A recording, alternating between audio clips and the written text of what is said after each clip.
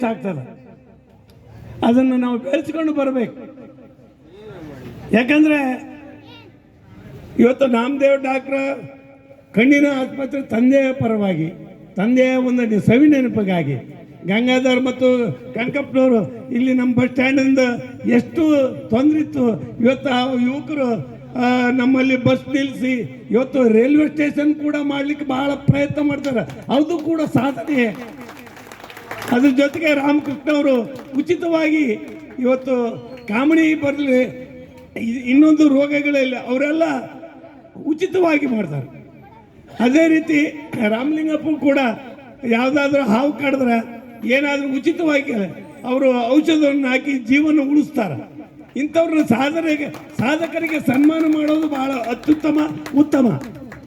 ಹಾಗೆ ನೀವು ಯುವಕರೆಲ್ಲರೂ ನಮ್ಮ ಮಾಜಿ ಶಾಸಕರು ಹೇಳ್ದಂಗೆ ಒಳ್ಳೆಯ ಸಾಂಸ್ಕೃತಿಕ ಇವತ್ತು ಡೊಳ್ಳು ಭಜನೆ ಮತ್ತು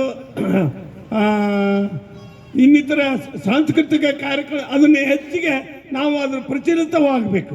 ಬರೀ DJ ಏನು ಪ್ರಾಣ ಹಾನಿ ಮಾಡಕತ್ತೇವ, ನೀವು ತಪ್ಪು ತಿಳ್ಕೋಬಾರ್ದು. ಅದ್ರ ಜೊತೆಗೆ ಈಗ ಕೆಲವೊಂದು ಕಣ್ಮರೆ ಆಗಕತ್ತಾವ, ನಾವು ನೋಡಿವಿ. ಈ ಸಣ್ಣ ಮಕ್ಕಳ ಅಂತವು ಯಾವನು ನೋಡಿಲ್ಲ. ಮತ್ತೆ ಮರುಕಳಿಸ್ಬೇಕು. ಅಲ್ಲಿಗೆ ಕೆಲವೊಂದು ಕಾರ್ಯಕ್ರಮಗಳದಾವ, ಅಂಥವನ್ನೆಲ್ಲ ಮಾಡ್ರಿ. ನಿಮಗೆ ಪ್ರೋತ್ಸಾಹ ಸಿಗ್ತೈತೆ. ನಾವೆಲ್ಲರೂ ನಿಮ್ಮ ಹಿಂದೆ ಇರ್ತೀವಿ. ಒಳ್ಳೆ ಕೆಲಸಗಳು ಮಾಡಿದ್ರೆ ಬಸವಪಟ್ಟಣದ ರೀತಿ ನಮ್ಮ ಊರಿಗೂ ನಿಮಗೂ ಎಲ್ಲರಿಗೂ ಬರ್ತದೆ ಅಂತ ಹೇಳಿ ಈ ಸಂದರ್ಭದಲ್ಲಿ ಮಾತಾಡಲಿಕ್ಕೆ ಗ್ರಾಮದಲ್ಲಿ ಸಾರ್ವಜನಿಕರಿಗೆ ಒಂದು ತಮ್ಮ ಏನು ನಿಸ್ವಾರ್ಥ ಸೇವೆಯನ್ನು ಸಲ್ಲಿಸ್ತಕ್ಕಂಥ ಜನರಿಗೆ ಇವತ್ತು ಸನ್ಮಾನ ಇಟ್ಕೊಂಡಿದ್ರಿ. ಒಳ್ಳೆಯ ಕೆಲಸ. ಯಾಕಂದರೆ ಇವತ್ತು ಯಾವುದೇ ಫಲ ಬಯಸದೆ ತಾವು ತಮ್ಮ ಸೇವೆಯನ್ನು ಜನರಿಗಾಗಿ ಮುಡುಪಿಟ್ಟಂಥ ಒಂದು ಸಾಧಕರು ಇವತ್ತು ಅವ್ರಿಗೆ ನಾವು ಮಾಡಲಿಲ್ಲ ಅಂದರೆ ದೇವ್ರು ಕೂಡ ಮೆಚ್ಚಲ್ಲ. ಯಾಕಂದರೆ ಅವರು ಜನಗಳ ಹತ್ರ ಇವತ್ತು ರಾಮಕೃಷ್ಣ ದಣಿಯವರು ಪ್ರತಿ ಹಳ್ಳಿಗಳಲ್ಲಿ ಪ್ರತಿ ಊರುಗಳಲ್ಲಿ ಬಂದು ಇವತ್ತು ನಮ್ಮ ಪ್ರತಿದಿನ ಒಂದು 50ರಿಂದ 100 ಜನ ಬಂದು ಇವತ್ತು ಕಾಮಲೆ ಏನು ಔಷಧ ತಗೊಳ್ತಾರೆ. 1 ರೂಪಾಯಿ ಕೂಡ ಯಾರು ಕೂಡ ಕೊಡಲ್ಲ. ಅವರು ಕೂಡ ತಮ್ಮ ಸ್ವಂತ ದುಡ್ಡಿಯಿಂದ ಅವರು ಇವತ್ತು ಯಾವುದೇ ಕಾಯಿಲೆ, ಇವತ್ತು ಕಿಡ್ನಿ ಇರ್ಬೋದು, ಹಾಗೂ ಕಾಮಲೆ ಇರ್ಬೋದು, ಇನ್ನಿತರ ಎಲ್ಲ ದೊಡ್ಡ ದೊಡ್ಡ ಕಾಯಿಲೆಗಳಿಗೆ ತಮ್ಮ ಸ್ವಂತ ರೊಕ್ಕದಲ್ಲಿ ಕೂಡ ಅವ್ರು ಖರ್ಚು ಮಾಡಿ ಇವತ್ತು ಬಡವ ಬಗ್ಗರಿಗೆ ಸೇವೆ ಸಲ್ಲಿಸ್ತಾ ಇದ್ದಾರೆ. ಅಂಥವ್ರಿಗೆ ಕರೆಸಿ ಇವತ್ತು ಸನ್ಮಾನದ ದೊಡ್ಡ ಹೆಮ್ಮೆಯ ವಿಷಯ. ಹಾಗೂ ಇವತ್ತು ಇವರು ಇಲ್ಲಿ ಕೂತಿದ್ದಾರೆ ರಾಮಲಿಂಗಪ್ಪ ಅಂತಂದು.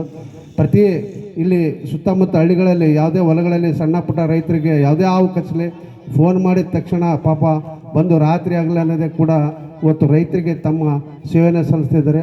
ಅದೇ ರೀತಿಯಾಗಿ ನಮ್ಮ ನಾಮದೇವ್ ಡಾಕ್ಟ್ರ್ ಅವರು ಕೂಡ ಒಂದು ನಿಸ್ವಾರ್ಥ ಸೇವೆಯಿಂದ ತಮ್ಮ ತಂದೆಯ ಒಂದು ಸರಮಾರ್ಥವಾಗಿ ಈ ಒಂದು ಜನಗಳಿಗೆ ಉಚಿತವಾಗಿ ಕಣ್ಣಿನ ಟ್ರೀಟ್ಮೆಂಟ್ ಇರ್ಬೋದು, ಇನ್ನಿತರ ಎಲ್ಲ ಬಡವರಿಗೆ ಸೇವೆ ಸಲ್ಲಿಸ್ತಿದ್ದಾರೆ. ಅವ್ರಿಗೂ ಕೂಡ ದೇವರು ಆರೋಗ್ಯ ಕೊಟ್ಟು ಕಾಪಾಡ ಅಂತ ಕೇಳುತ್ತಾ ಈ ಒಂದು ಬಜರಂಗ್ ಭಾಷೆಗೆ ತಿಳಿಸೋದಷ್ಟೇ. ನೀವು ಶಾಂತಿಯುತವಾಗಿ ಈ ಹಿಂದೆ ಕೂಡ ಮಾಡ್ಕೊಂಡು ಬಂದಿದ್ರಿ. ಈಗೂ ಕೂಡ ನೀವು ಶಾಂತಿಯುತವಾಗಿ ಈ ಹಬ್ಬ ಮಾಡ್ತೀರಂತ ನಾನು ಭರವಸೆ ತಗೊಂಡಿದ್ದೀನಿ. ಯಾಕಂದರೆ ಇವತ್ತು ನಮ್ಮ ಗ್ರಾಮದಲ್ಲಿ ಸಾಕಷ್ಟು ಹುಡುಗರು ಇವತ್ತು ಹೇಳಿದ್ರಲ್ಲ ಹಿರಿಯರು, DJಗೆ ಜನ ಭಾಳ ಏನು ತಮ್ಮ ಆರೋಗ್ಯವನ್ನು ಹಾಳಾಗ್ತದೆ. ಅದು ಆದಷ್ಟು ಸ್ವಲ್ಪ ಕಡಿಮೆ ಮಾಡಬೇಕು. ಯಾಕಂದರೆ ಇವತ್ತು DJ ಅಂದರೆ ಒಂದು ಈಗಾಗಲೇ ಸರ್ಕಾರ ಗೈಡ್ಲೈನ್ಸ್ ನೋಡಿದೆ, ಒಂದು 4, 5, 6 ಬಾಕ್ಸು ಅಷ್ಟು ಆ ಟೈಪಿಗೆ ಮಾಡ್ಕೋಬೇಕು. ಯಾಕಂದರೆ ಅದನ್ನು ನಂಬ್ಕೊಂಡು ಕೆಲವು ಬಡ ಕುಟುಂಬಗಳು ಕೂಡ ಇದ್ದಾವೆ, ಅವ್ರಿಗೂ ನಾವು ಕೂಡ ಸಹಕಾರ ಮಾಡ್ಬೇಕು. ಯಾಕಂದರೆ ಅಷ್ಟು ಬ್ಯಾನ್ ಮಾಡೋದ್ರೆ ಅದರಿಂದ ದುಡ್ಕೊಂಡು ತಿನ್ನೋರು ಪಾಪ ಬಡ ಜನ ಇದ್ದಾರೆ. ದಯವಿಟ್ಟು ನೀವು ಎಲ್ಲ ಯುವಕರಿಗಲ್ಲಿ ತಿಳಿಸೋದಿಷ್ಟೇ, ಸಾಂಸ್ಕೃತಿಕ ಕಾರ್ಯಕ್ರಮಗಳಿಗೆ ಜಾಸ್ತಿ ಒತ್ತು ಕೊಡ್ರಿ. ಮತ್ತು ನಮ್ಮ ಸಂಸ್ಕೃತಿ, ನಮ್ಮ ಪರಂಪರೆ ಅನ್ನು ಉಳಿಸುವಂಥ ಕೆಲಸ ಏನೇನು ಮಾಡಬೇಕಾದ್ರೆ ಇವತ್ತು ನಾವು ಪೂಜೆಯ ಪುನಸ್ಕಾರದ ಮುಂದೆ ತಲೆಬಾಗಿ ಮೊದಲನೇ ಪೂಜೆ ವಿಘ್ನೇಶ್ವರಿಗೆ ಸಲ್ಲಿಸಿ ಎಲ್ಲ ಕಾರ್ಯವನ್ನು ಸ್ಟಾರ್ಟ್ ಮಾಡ್ತೀವಿ ಎಂಬುದ ಕಲ್ಪನೆ ತಮಗೆಲ್ಲ ಗೊತ್ತಿದೆ. ಇದು ವಿಘ್ನೇಶ್ವರ ಗಜಾನನ ಇವತ್ತು ಯಾಕೆ ಇವತ್ತು ಪ್ರತಿಯೊಂದು ವಾರ್ಡ್ನಲ್ಲಿರ್ಬೋದು, ಪ್ರತಿಯೊಂದು ಓಣಿಯಲ್ಲಿರ್ಬೋದು ಇಡ್ತಾರಪ್ಪ ಅಂತಂದರೆ, ಅಂದಿನ ಸಂದರ್ಭದಲ್ಲಿ ಬಾಲಗಂಗಾಧರ